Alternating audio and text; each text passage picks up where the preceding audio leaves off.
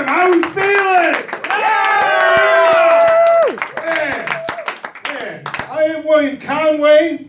I am super excited to be here, be a part of the Sno Jam.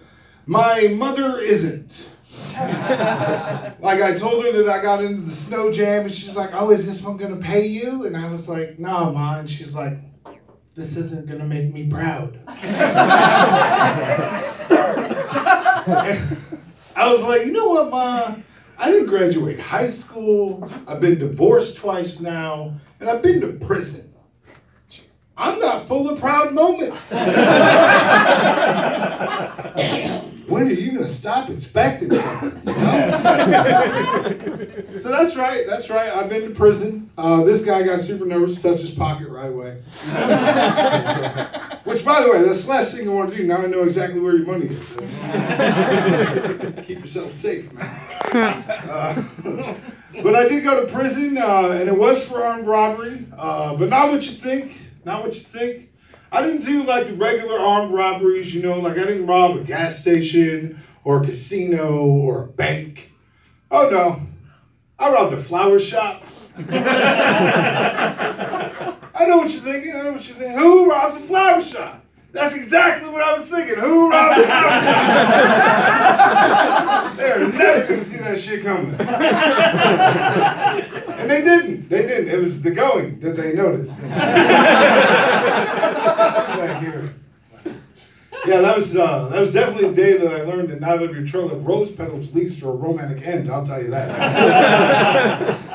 The cops, they had a super easy time tracking me down. I think it was all those Mylar balloons hanging out the window.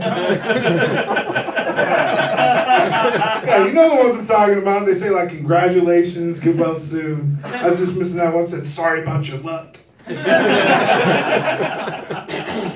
And the paper didn't do me any favors. They put me in the quick read. It said, floral bandit caught in minutes.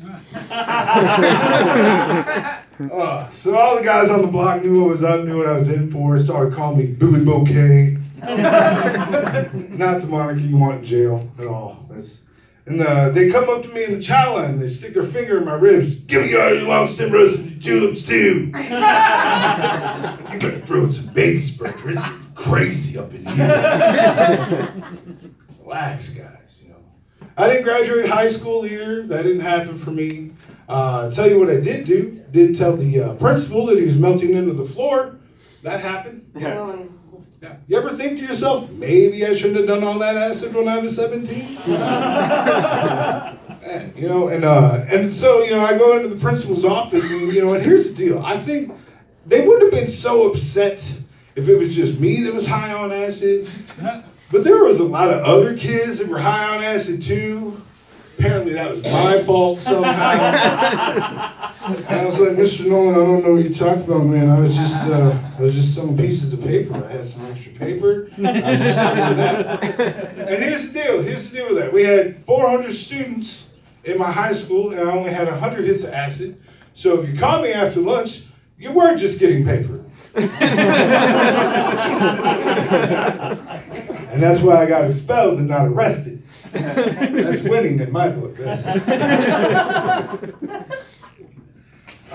So yeah, I've been divorced twice. Now. No matter how bad my second marriage was, it's still not as bad as my first marriage. My first marriage, I did what I think any smart drug addict would do. I married my connection. Just go ahead and get this shit for free, right? That's what I'm gonna do. But it was weird, you know, living in that house. It was kind of weird because, you know, we had money, we had plenty of money, drugs all the time and everything, but we didn't pay bills. Drug dealers, they don't pay bills, right? And so we stole our cable from the neighbors next door. And it was back in the 90s, so you had to like bend the fork and stick it in that box just so, wiggle it around. Yeah, see, some of you know what the fuck I'm talking about. So if you cable any day, I know you did. But then, like, the reception, when you did that, the reception wasn't very good, and so you had to get, like, a wire hanger out, put some foil on there, and me, I'm very artistic. So I made this spider web of foil all around the living room. That shit was amazing. We were getting HBO. Awesome. But because my wife sold drugs and we lived in the ghetto, bit by bit, all the foil would just disappear off the wall. asked her why we couldn't even get local channels anymore. Damn it, guys, quit smoking my HBO!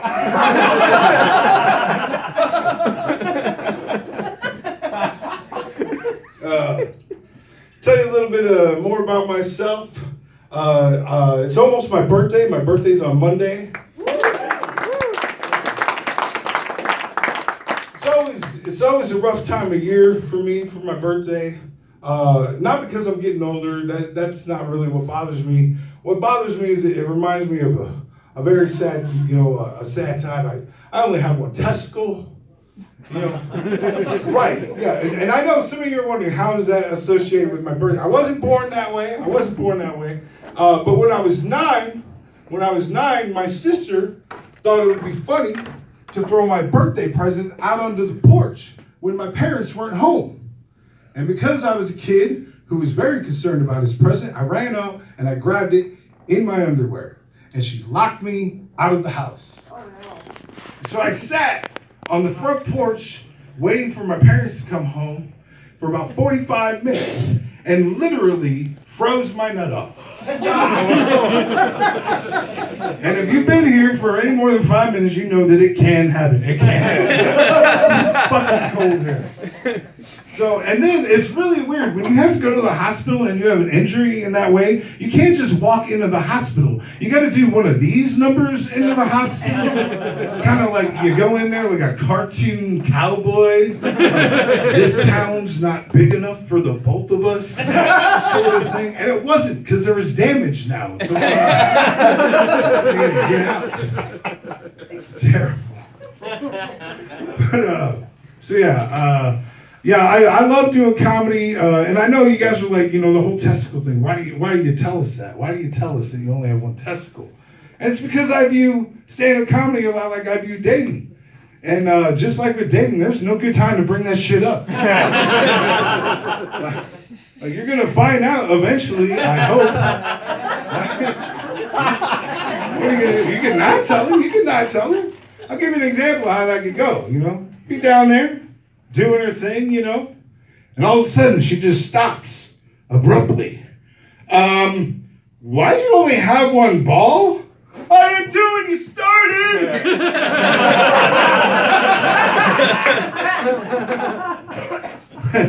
And then another situation that you not tell somebody, and this is actually their own fault. I love to not say anything to the doctor, right? That's a fun time. Because I know this is what happens. I fill out the proper paperwork. And on that paperwork, what does it say? It wants to know every surgery you've ever had. Right? And so I put on there, orchiectomy.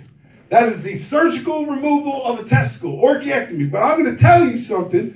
The doctor who went through school 20 fucking years ago doesn't remember what a fucking orchiectomy is, and he's not going to look that shit up. He's going to come in, he's going to try and give me my physical, and we're going to get to a certain point in that appointment where shit's going to get weird.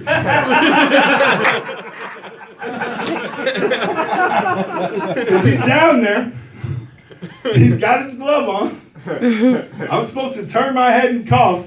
And they always do, guys, you ever notice that they always do this thing? They always do like spirit fingers on your scrotum. What the fuck is that? But so he's down there with his spirit fingers, and he's looking. He finds the one, but where's the other? And you feel the tension start to grow in his fingers. You feel the tension in his fingers. And you know it's coming. It's like, how long is he gonna wait? And then it's one of those things, because I don't know how long is too long. Do I let him fumble around for a good 5 minutes? Or do I tell him, so he finally, and I was like, finally I couldn't wait. I was like, Doc, there's only one of those. And without removing his hand or anything, he just goes, why?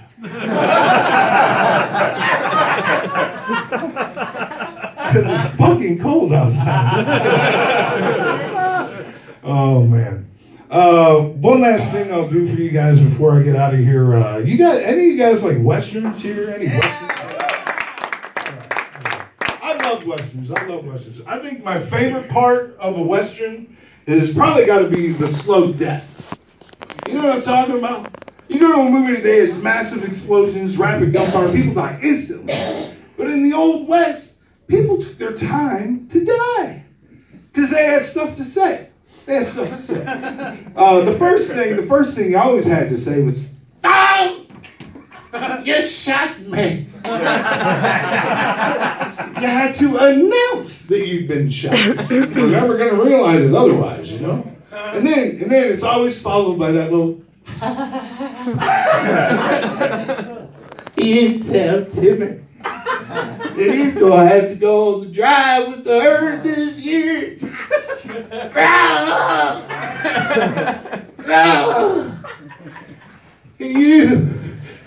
You tell my wife, Mabel, she's a good woman. It don't matter that she started out as a whore. She been a good mama to our 6 boys.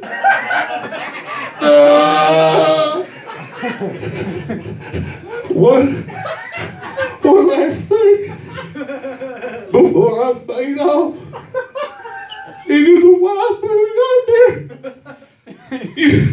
You remember that train robbery in 1869?